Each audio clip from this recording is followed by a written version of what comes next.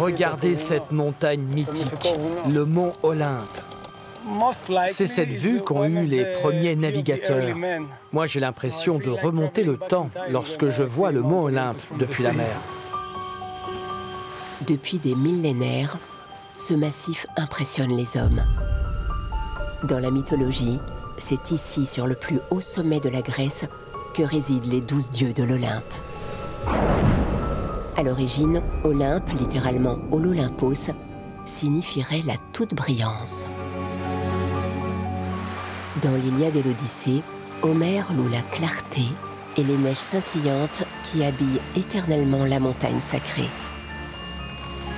Pour le géologue grec Mike Stylas, ces évocations constituent des indices sur le climat de l'Antiquité à l'époque où le culte des dieux olympiens prit son essor. Notre souhait, c'est de donner du sens à la mythologie grecque ancienne. Aujourd'hui, le but de nos recherches, c'est de tester l'hypothèse qu'à l'époque d'Homère, à cause d'une perturbation climatique, il y a eu une petite, voire une grande période de glaciation qui aurait rendu la montagne brillante toute l'année. Pour reconstruire l'histoire du climat sur l'Olympe, Mike va explorer ces sommets à la recherche d'informations enfouies dans la neige et dans les glaces anciennes. Cette grotte est un trésor scientifique. Cet endroit peut potentiellement renfermer des secrets sur les variations climatiques du mont Olympe sur plusieurs millénaires. Je ne sais pas jusqu'à quand on va remonter dans le temps, mais c'est l'un des plus gros défis à relever pour les recherches sur la zone alpine de l'Olympe. Il y a urgence. Avec le réchauffement climatique, la glace fond et c'est tout un pan de la mémoire du climat qui disparaît à jamais. Pour la première fois, des experts vont joindre leurs efforts pour percer les secrets des glaces. Nous sommes les premiers hommes de l'histoire grecque à extraire une carotte de glace. Et tenter de dévoiler les mystères de l'Olympe.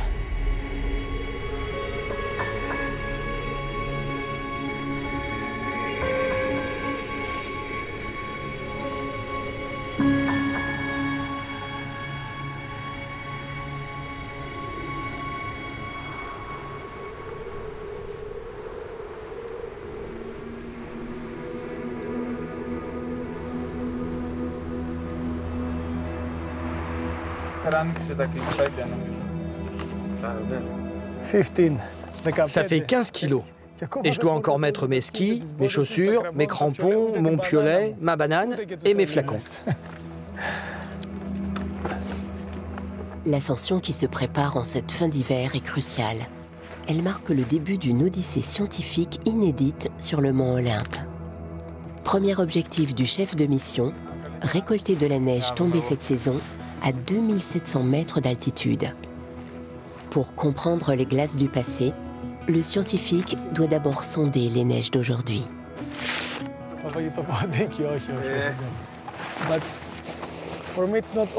Je ne transporte pas que du pain. J'ai de l'équipement d'escalade pour traverser certaines crêtes vertigineuses. Et j'ai du matériel scientifique, car cette ascension est la première étape d'un projet que je dirige avec des collègues de Roumanie, de Norvège et de Grèce. Le projet s'intitule Paléolus. Il est temps de grimper pour la science. À nous la neige. Aucune route ne mène au sommet de l'Olympe. Mike et ses coéquipiers entament les 12 km qui les séparent du refuge sur le plateau des Muses.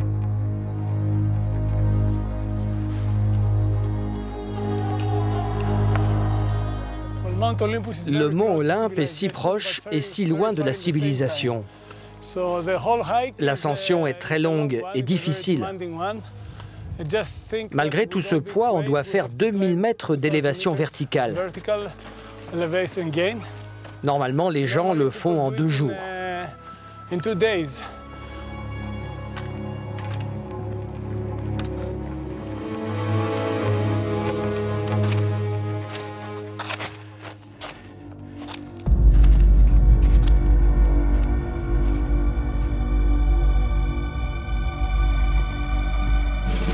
À mi-chemin vers les plus hauts sommets, un arbre foudroyé met en garde les hommes.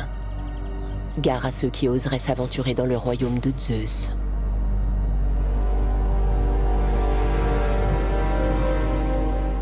Ici, le maître des éléments, c'est Zeus. Il détient les clés de la météo, du climat et de plein d'autres choses.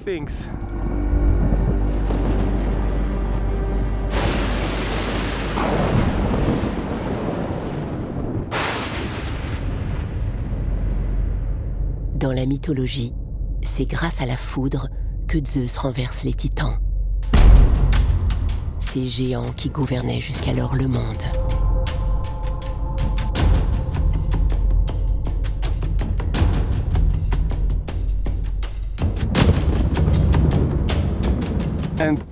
Dans l'esprit des anciens, c'était sûrement terrifiant de voir ce qui se passait là-haut. Zeus s'installe sur le plus haut sommet de la Grèce. Il devient le maître de ce nouvel ordre divin, celui des dieux olympiens.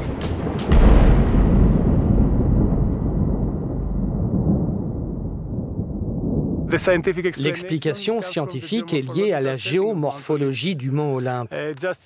Il faut s'imaginer qu'aujourd'hui, par exemple, il fait 18 degrés sur la côte.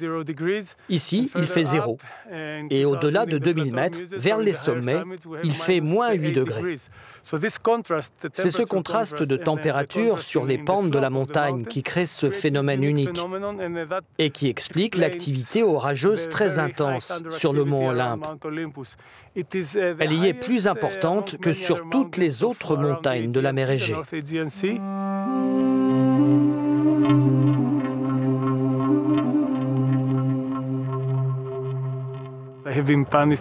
J'ai déjà été puni par la foudre.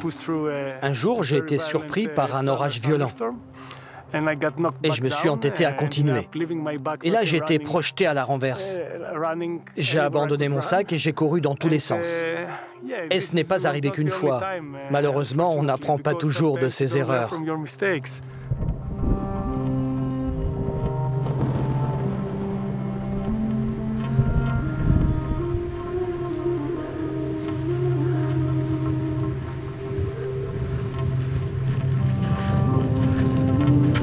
La colère des dieux n'a jamais découragé Mike. Depuis l'âge de 8 ans, il gravit les sommets des montagnes. Il a même conquis l'Everest.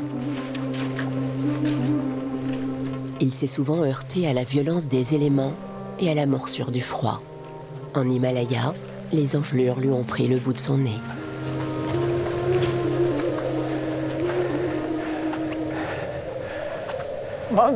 Le mont Olympe, c'est ma maison. Je grimpe ici depuis mon plus jeune âge. Ça fait 40 ans. C'est le lieu de mes premières fois. Première fois que j'ai gravi un sommet. Première fois que j'ai eu envie d'étudier la géologie, car je venais enfant et je me posais plein de questions. Première fois aussi que je me suis senti alpiniste. Et première fois que la montagne m'a rejeté. Une chute qui m'a brisé les 2 jambes. C'est aussi ici que je suis tombé amoureux pour la première fois. Et maintenant, c'est la toute première fois que des recherches de grande ampleur vont être menées sur la zone alpine du mont Olympe. Si l'équipe s'aventure aujourd'hui sur l'Olympe malgré la rudesse des conditions, c'est parce que chaque saison recèle ses secrets. Avant le printemps, l'accumulation de neige est maximale. Mike doit réaliser des prélèvements dans le manteau neigeux avant sa fonte.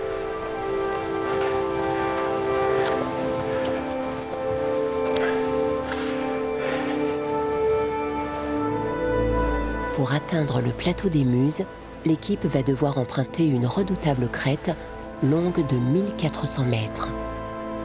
À cet endroit précis, la légende de la montagne interdite aux mortels prend tout son sens. La neige est fraîche. Il y a des traces de chamois.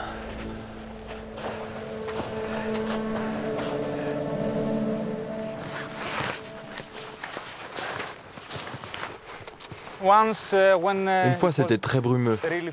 On n'y voyait rien. Quand c'est le voile blanc complet, c'est effrayant.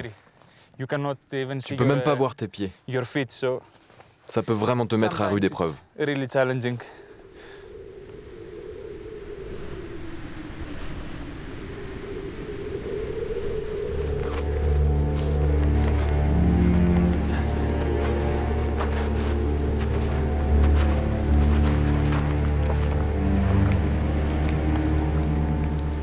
La crête est si vertigineuse que ça donne la sensation de flotter dans les airs quand tu la traverses. Si tu glisses, tu peux mourir. C'est un endroit très bien gardé, l'idéal pour des dieux qui se voulaient inaccessibles.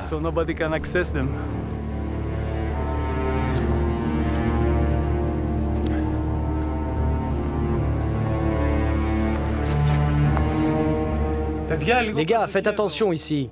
La corniche a complètement changé de direction avec le vent.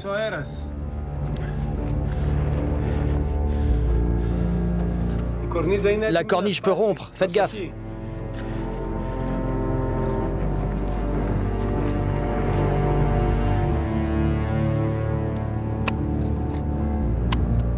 Un ultime effort, et enfin, apparaît le plateau des Muses.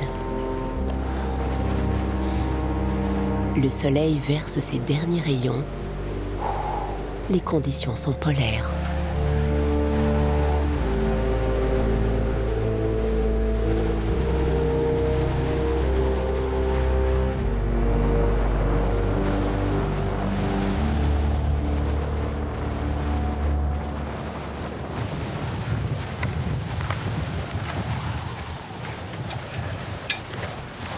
Quelle aventure, hein?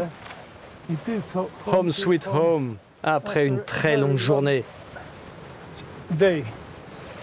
À chaque fois, je stresse d'avoir oublié les clés.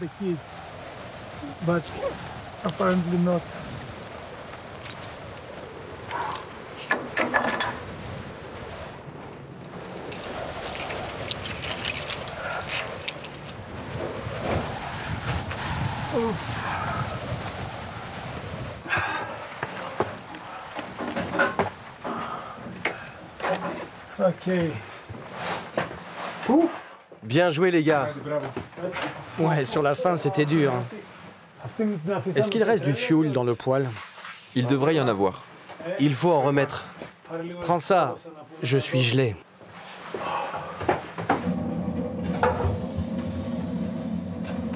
Ça marche? Oui, oui, c'est bon. Ça roule. On retourne aux bases ici. On se sent assez primitif. Une fois la porte ouverte, la question centrale c'est est-ce que le poêle va fonctionner? Et quand ça marche, on se dit que tout va bien sur cette terre.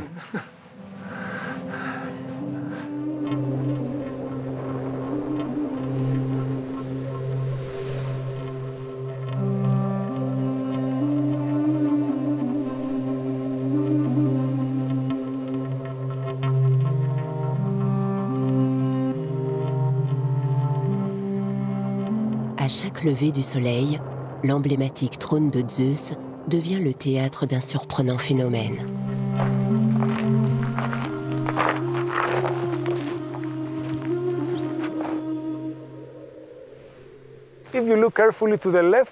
Si l'on regarde avec attention sur la gauche, à la limite entre l'ombre et la lumière, on peut observer un sourcil et un nez. C'est une pareidolie que de nombreuses personnes ont attribuée au visage de Zeus.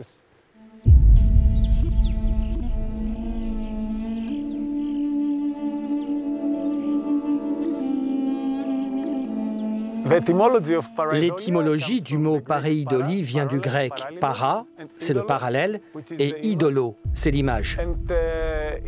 C'est quand on perçoit des figures dans la nature, dans les nuages, dans la neige ou dans la roche comme ici, et que l'on donne à ces images parallèles des origines divines. C'est ainsi que naissent les mythes. En fait, les mythes ne meurent jamais.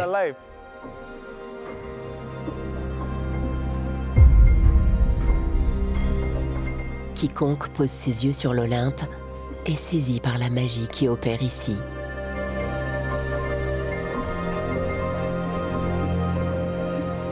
À l'instar de l'arc-en-ciel, dans la mythologie, C'est la trace que la déesse Iris, la messagère des dieux, laisse derrière elle lorsqu'elle descend vers la terre pour informer les mortels. Iris, en grec ancien, signifie d'ailleurs arc-en-ciel.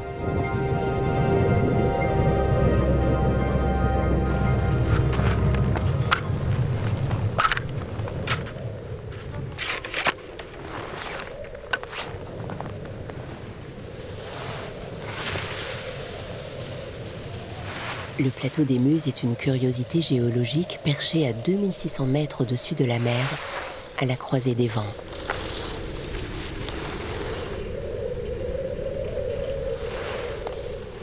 Dans cette immense cuvette s'accumulent neige, pollen, poussière, des trésors pour la science.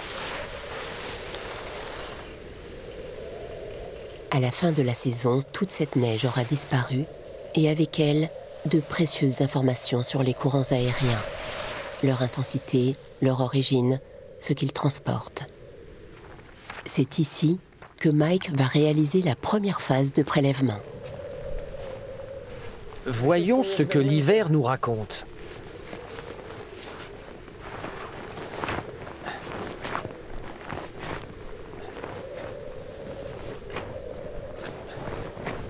Un glacier se forme sur des milliers d'années.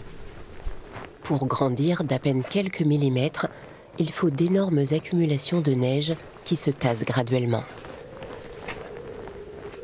Toutes sortes de matières se retrouvent alors prisonnières, créant des strates dans la neige puis dans la glace. 180 cm de neige. Cette année, je vois là une période où soufflait le sirocco, le vent du sud, aussi appelé Notiades. Et ça, là, c'est ce que je vais étudier en détail. C'est le plus intéressant. Il s'agit d'une épaisse accumulation de poussière saharienne. Et au-dessus, cette poudreuse, elle est venue avec le vent du nord, qu'on appelle boréas. Le géologue veut comparer la composition de ce manteau neigeux avec des prélèvements qu'il espère réaliser ailleurs, dans des glaces très anciennes et bien conservées. Elles ne seront accessibles qu'en été, quand la neige aura fondu et que les pentes de l'Olympe seront praticables. Plus on a de données contemporaines, mieux on peut voir le passé.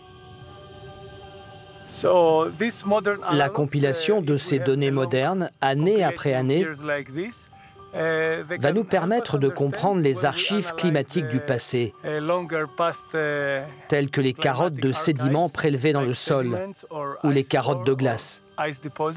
Nous pourrons alors comparer toutes ces informations. C'est comme ça qu'on arrive à reconstruire le climat du passé avec précision, décennie après décennie, année après année. On peut alors mieux analyser les changements climatiques et les relier avec les changements dans les sociétés. Plus généralement, on peut ainsi connecter les mythes avec la perception que les humains avaient du climat et des montagnes.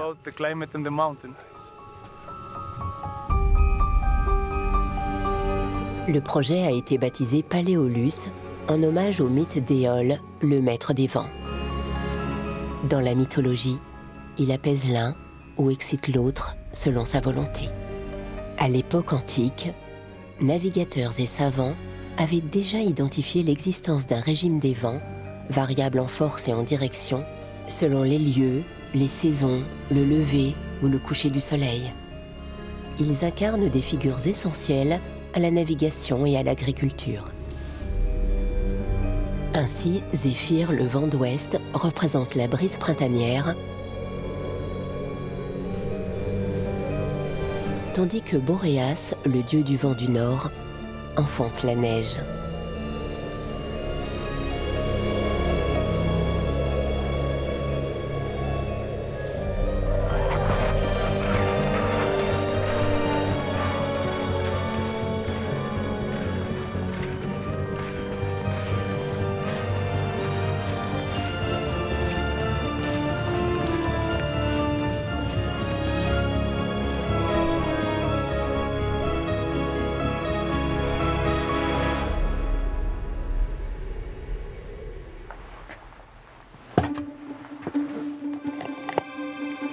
La neige a fondu. Mike va filtrer la poussière saharienne transportée par le sirocco.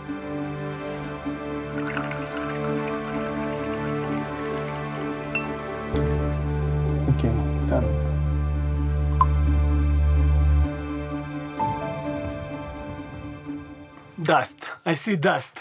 À l'œil nu, on ne voit que la poussière. Mais d'après mon expérience, je sais à quoi m'attendre. Pour connaître l'origine de cette poussière, on regarde différents éléments. D'abord les minéraux qui diffèrent selon les différentes parties du Sahara. Ensuite, on mesure la composition chimique de la poussière, ce qui nous permet de pointer précisément son origine, qu'elle vienne d'Égypte, de Libye, des montagnes de l'Atlas au Maroc. Et les origines de ces poussières changent avec le temps.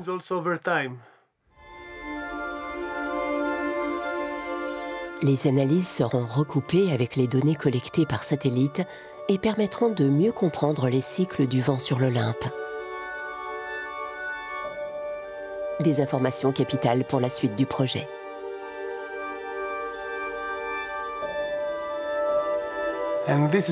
C'est pour cela que l'on fait ces prélèvements, pour avoir une meilleure représentation des différents épisodes de poussière et les comparer à la poussière déposée il y a très longtemps dans la grotte de glace. Parmi les sites majeurs repérés pour la mission, il y a cette grotte extraordinaire. En son cœur, un étonnant bouchon de glace protégé du soleil. Difficile d'accès, il n'a jamais été exploré. Il faudra attendre l'été pour espérer l'approcher. Cette grotte est un trésor scientifique.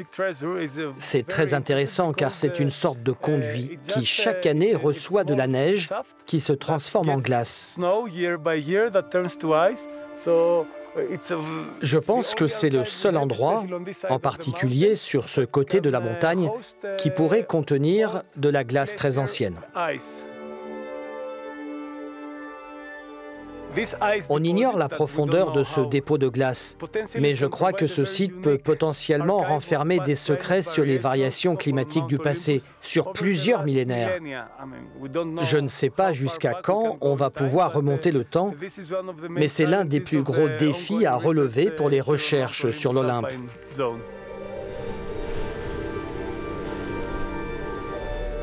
C'est la prochaine étape de la mission Paléolus. Explorer la grotte et sonder la glace avec l'espoir de trouver des strates qui se seraient accumulées depuis l'Antiquité.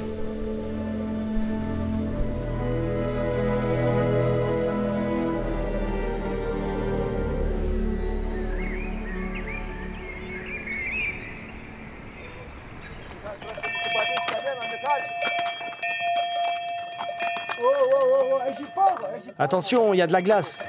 Continue, on s'arrête pas. 6 mois plus tard, le géologue est de retour avec une tonne de matériel. Une quinzaine de scientifiques sont au rendez-vous sur le plateau des Muses. Ils attendent le chef d'expédition au pied du trône de Zeus.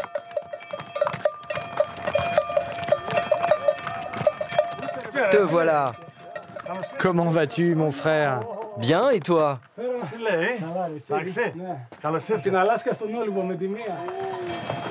La mission réunit des spécialistes des 4 coins de l'Europe.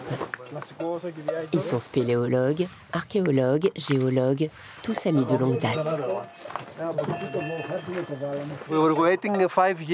Ça fait plus de 5 ans qu'on attend cette expédition.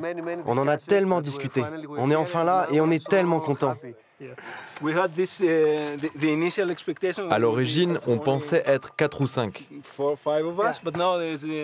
Et finalement, on est nombreux à participer. Au début, le projet était tout petit et ça n'a pas cessé de grandir.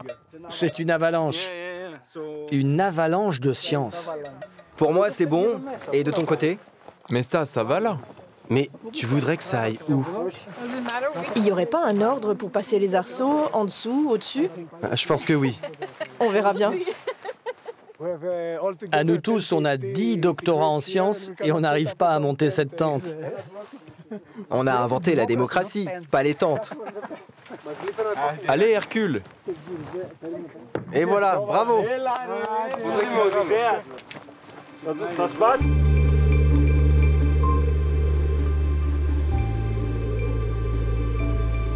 La neige a disparu du paysage.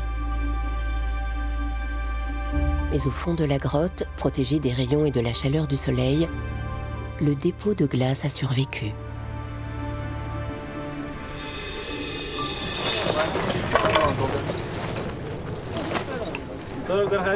On doit prendre quoi encore? C'est bon pour toi? Allons-y. À bâbord. On est dans le même bateau.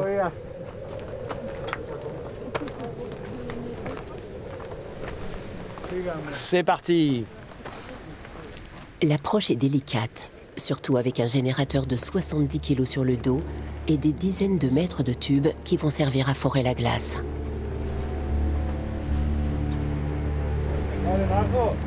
Hey Yorgo, je prends le relais? La grotte est à 1 heure de marche. Impossible d'y aller avec les mules. Il n'y a pas de sentier.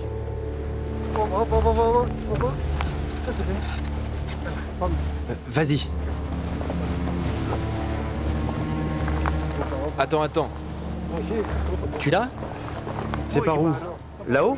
Après cette crête. Mike, si on allait voir d'abord. Oui, allons repérer. On laisse le générateur ici.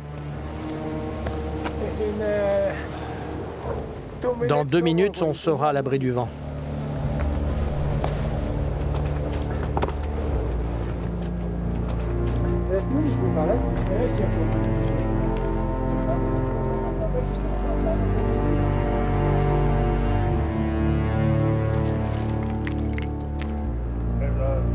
Le moindre faux pas, et c'est la chute sur plusieurs centaines de mètres.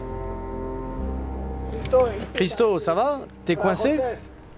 On avance, mais c'est très difficile. Attention aux pierres! L'accès à la grotte se fait par l'ascension d'un vertigineux couloir de 150 mètres de long.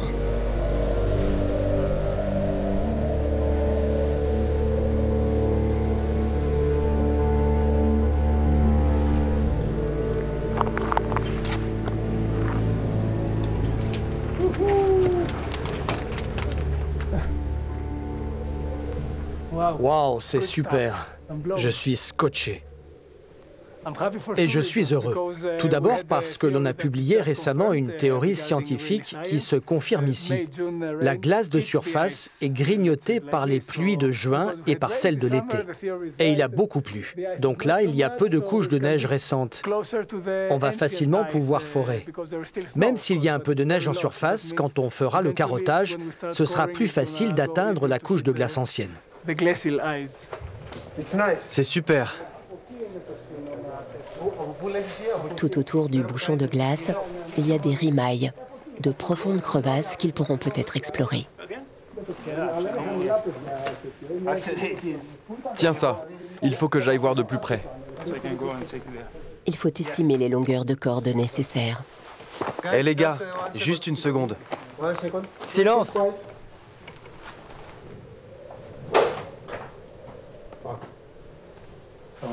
Ça fait combien?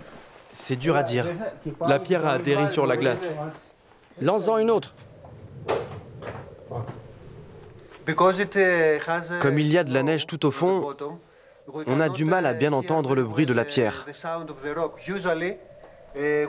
En temps normal, on jette un caillou pour estimer la profondeur de la cavité. Bon, c'est tout pour aujourd'hui.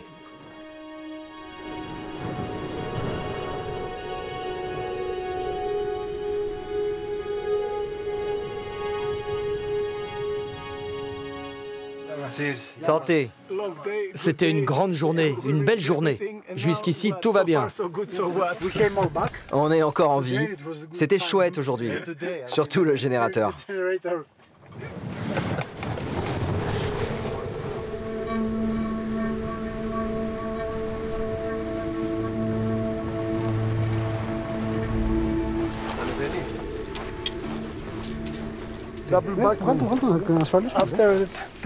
Après 30 ans d'exploration des sommets et des grandes parois du mont Olympe, il est temps de voir ce qui se cache sous la terre.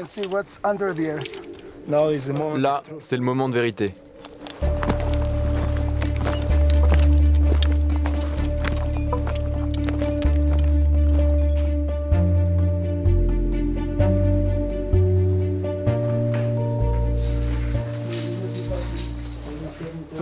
On va enfin percer les secrets des dieux, voir ce qu'il y a sous la terre dans le royaume d'Hadès. Hadès, c'était le dieu des enfers. Il régnait sur les morts. Une partie de l'équipe part à la recherche des strates les plus anciennes de la glace. À toutes.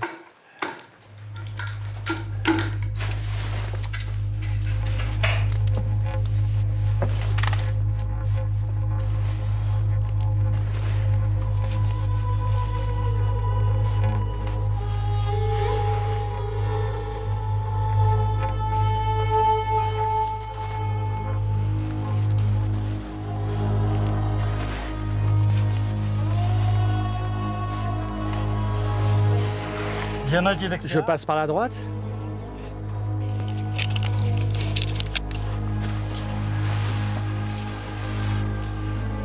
Ils atteignent le plancher de la grotte, à 40 mètres sous la surface.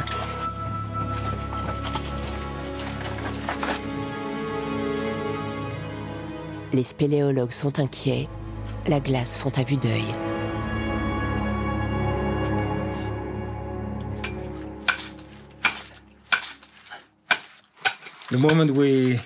À l'instant où j'ai creusé ici, l'eau s'est mise à couler. Ça veut dire qu'il y a de l'eau qui circule à l'intérieur. Je ne suis pas du tout optimiste. On devrait partir. Regarde toute l'eau qui s'échappe de cette strate. Cette couche de sédiments risque d'être contaminée. Impossible de collecter ici des prélèvements valables.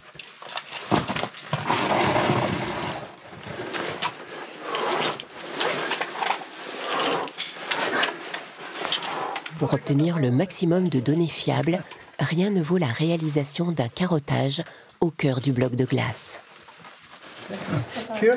Ici, c'est une croix. Ok. Allumez le générateur. C'est fait. Il y a du jus? Il y a une perte de puissance. Mais ça marchait très bien.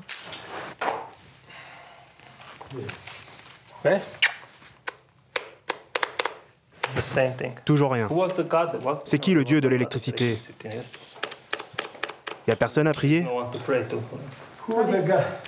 Le dieu des outils, c'est Héphaïstos. Oui, mais il est parti sur une autre montagne. On a du jus dans les câbles. La tête de la foreuse s'allume, mais ça ne marche pas. On ne peut pas forer. Pour une raison inconnue, le courant ne passe pas. Les dieux en ont décidé ainsi. Pas de forage pour aujourd'hui.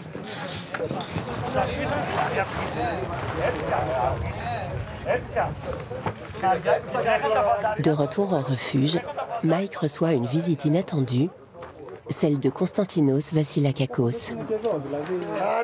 Salut Mike. Toi ici? Ça va? Ouais, super. Tu vas faire le sommet? Viens avec moi bivouaquer. Je peux pas, je dois creuser. Tant pis. Ravi de te revoir. Cet astrophotographe habitué du mont Olympe prépare cette fois-ci une expédition originale avec l'aide de Mike. Demain, il y a une fenêtre pour toi.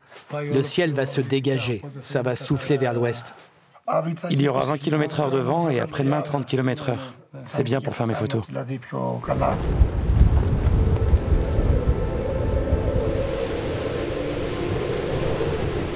Konstantinos va tenter de bivouaquer toute une nuit pour capturer les étoiles depuis le pic Mythikas derrière le trône de Zeus. C'est le plus haut sommet de la Grèce.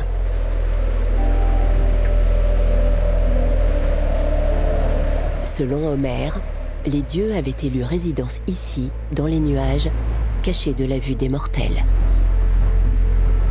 Ce n'est pas la première tentative du photographe. À vouloir se rapprocher des dieux, Konstantinos a failli se brûler les ailes. C'était en 2014, lors de sa première ascension. Juste devant moi, c'était la tempête. Pour rester calme et chasser l'idée terrifiante que je pouvais mourir d'un instant à l'autre, j'ai commencé à prendre des photos.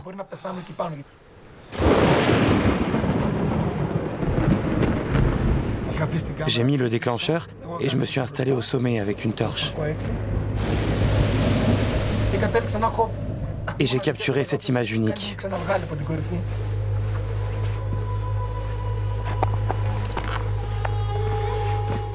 En résumé, Zeus m'a dit, je vais te mettre à l'épreuve et si tu t'en sors, je te donnerai tout l'univers. Depuis ce jour, Konstantinos tutoie le ciel et traque ses manifestations divines.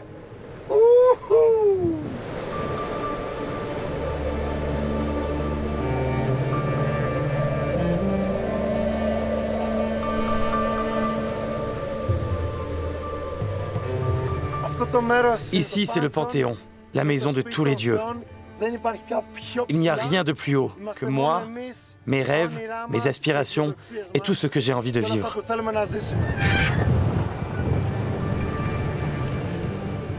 Konstantinos est surnommé le Star Boy, le garçon des étoiles. Ce soir, il a rendez-vous avec la Voie lactée, un élément incontournable dans la mythologie olympienne.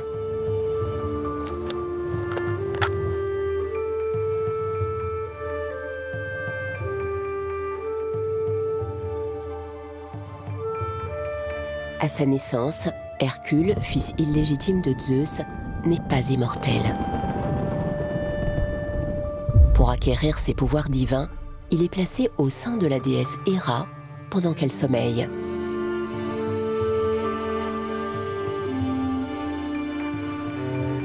À son réveil, elle prend conscience de la ruse et rejette l'enfant. Le lait jaillit de son sein.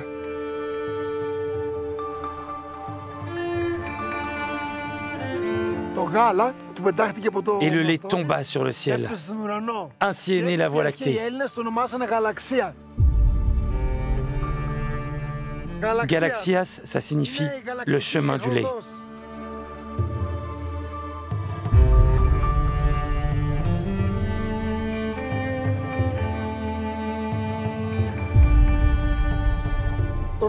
Je trouve ça tellement romantique de saisir le mouvement de la galaxie depuis le sommet. C'est la quintessence de la mythologie, de l'astronomie et de la photographie.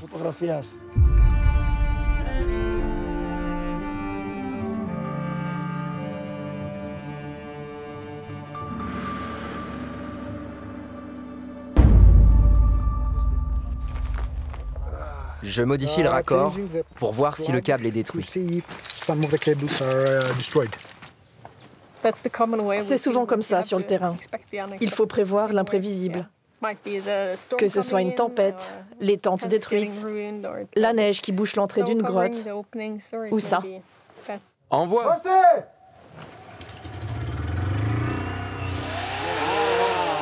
Tu vois quand tu veux. Hadès, nous voilà. Attention au câble! Mike, tiens-toi prêt. Pour atteindre les couches de glace anciennes, les scientifiques doivent d'abord traverser le manteau neigeux.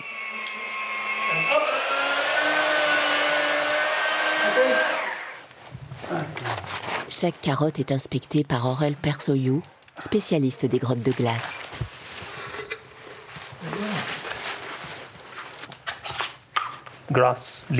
On recherche de l'herbe, des feuilles, des aiguilles de sapin venues de l'extérieur. Parfois, on trouve des déjections de chauves-souris.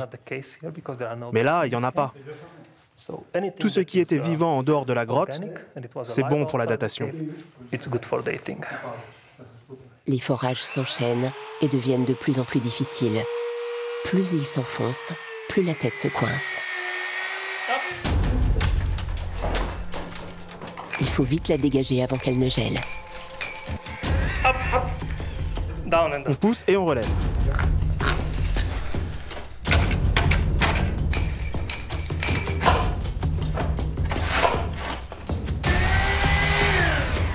Et une douzaine de forages plus tard...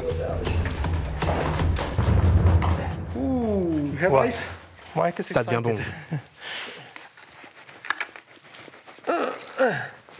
C'est une strate. C'est clairement une strate. Ça, c'était l'ancienne surface. Regarde. On vient d'atteindre la couche de glace ancienne. On voit bien la ligne de démarcation au-dessus. Il y a de la poussière et on pense qu'il y a de la matière organique. On va prélever cette partie pour la datation carbone. C'est mieux que ce qu'on espérait. Je ne pensais pas obtenir de la matière organique si proche de la surface. C'est une très belle surprise. Okay, so this is Zeus 1-1. J'en peux plus de sourire. Tu veux toucher, Stavros? C'est comme tenir un bébé. Nous sommes les premiers hommes de l'histoire grecque à extraire des carottes de glace. Ah oui?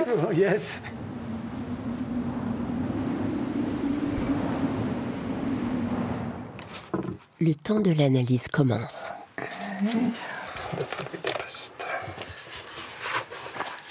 Je crois bien qu'il s'agit de différents épisodes de neige. Dans une même année? Oui. Waouh, là on va pouvoir reconstruire le climat. À la première observation, cet échantillon semble concentrer toute une année de neige ancienne qu'il va falloir dater.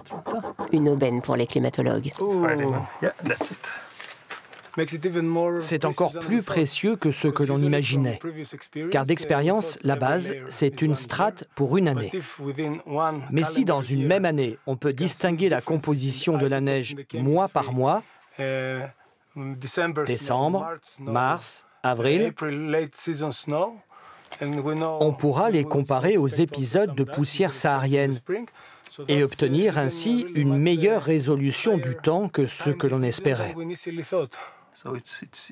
Clairement, oui, c'est inespéré. Parfait. Les échantillons seront envoyés dans des laboratoires spécialisés. Dans quelques mois, les climatologues connaîtront l'âge de la glace et sa composition.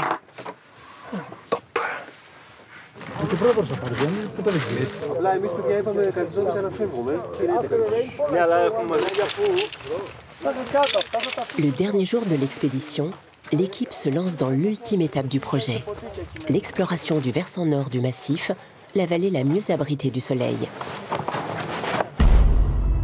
Ils espèrent percer le mystère de l'éternelle clarté dont parlaient les anciens.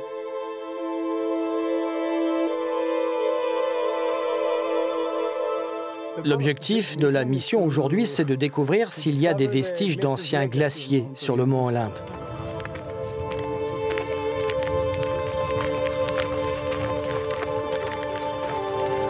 La vallée s'appelle Megala Kazania. En grec, la Grande Marmite. C'est le site le plus difficile d'accès sur le mont Olympe. D'immenses falaises de 900 mètres de haut rendent le lieu presque inaccessible. L'équipe va mettre plus de 3 heures pour atteindre le fond du cirque.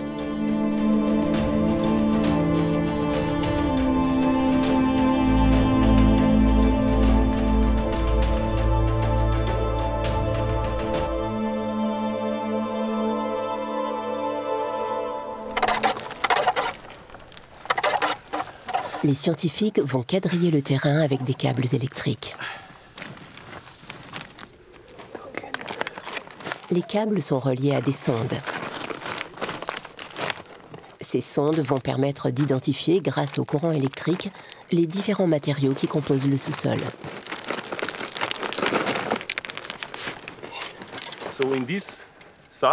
Donc ici, ce qu'on recherche sous ces éboulis, c'est de la glace enterrée, ou du permafrost.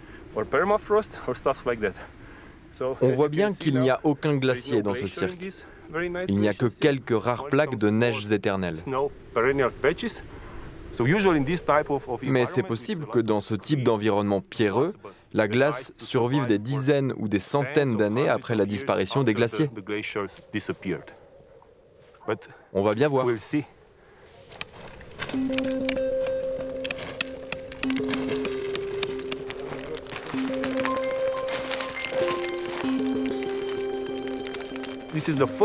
C'est la première fois que des mesures sont prises ici. Il faut être un peu fou pour faire ça. Si on trouve de la glace, ce sera la glace enterrée la plus au sud de l'Europe. Aucun autre permafrost à ces latitudes n'a été identifié à ce jour. Pour nous, les géoscientifiques, ce serait un trésor. Les sondes sont connectées, les premières informations apparaissent. Dans cette partie-là, je vois déjà une belle anomalie. Elle se situe juste à côté des plaques de neige. Je crois que Mike va être content. Ça pourrait être de la glace enterrée, située là-haut. On en saura plus quand les calculs seront finis. Encore quelques minutes d'attente.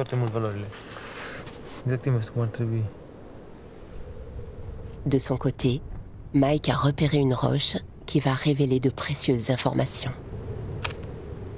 On sait qu'il y avait un glacier ici à cause de ces rigoles.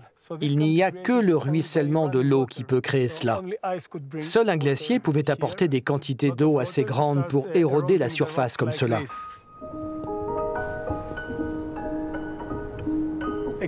Un glacier ici, sur le mont Olympe, signifie qu'à Athènes, par exemple, il aurait fait froid.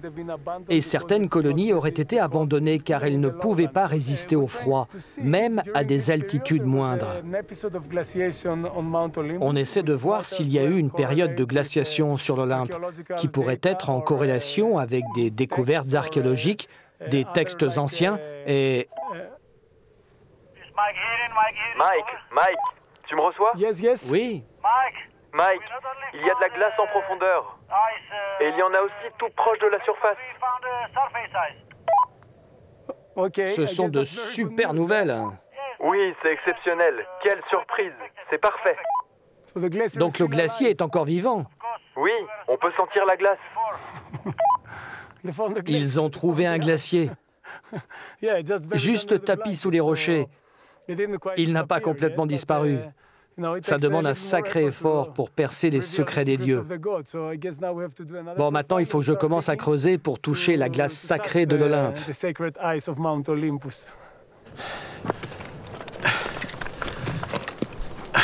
Mike part sans tarder à sa découverte.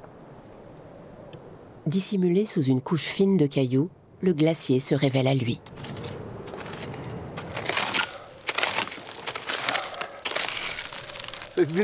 C'est vraiment un grand moment de découvrir, cachés sous la roche, les restes d'un glacier. Là, la glace est très très dure. C'est une glace ancienne. C'est véritablement une révélation pour moi.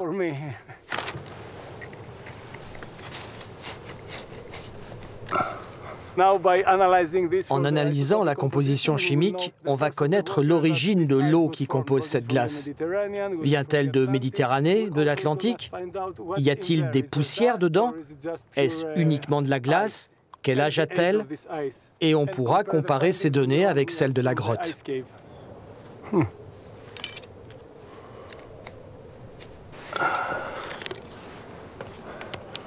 Les scientifiques ont sondé 4 hectares et la découverte est colossale. La glace est présente sur au moins 10 mètres de profondeur. Sous nos pieds, il y a énormément de glace. De savoir qu'elle existe, ça me rend bien plus heureux.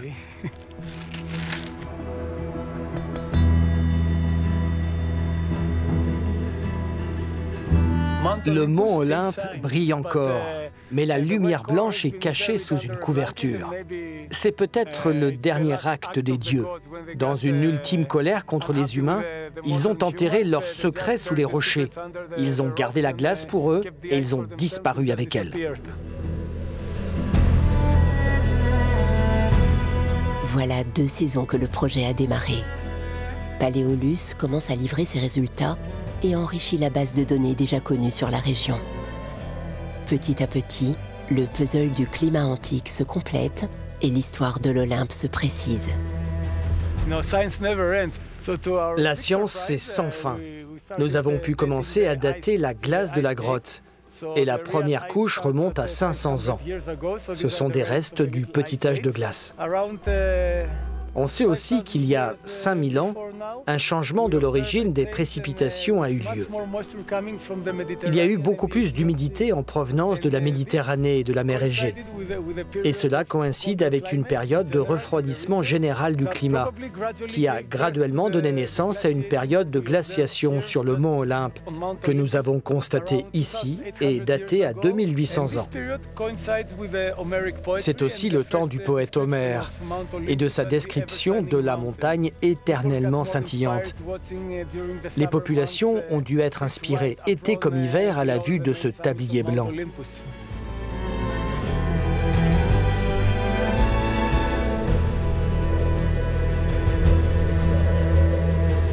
Nous venons seulement d'ouvrir une petite fenêtre. Nos résultats nous ont donné du courage et nous ne sommes qu'au début de cette odyssée scientifique. Nous allons maintenant affiner nos recherches ici pour extraire le maximum d'informations climatiques et environnementales. Une chose est sûre, tant que la glace survivra sur le mont Olympe, Mike Stilas reviendra au chevet des dieux.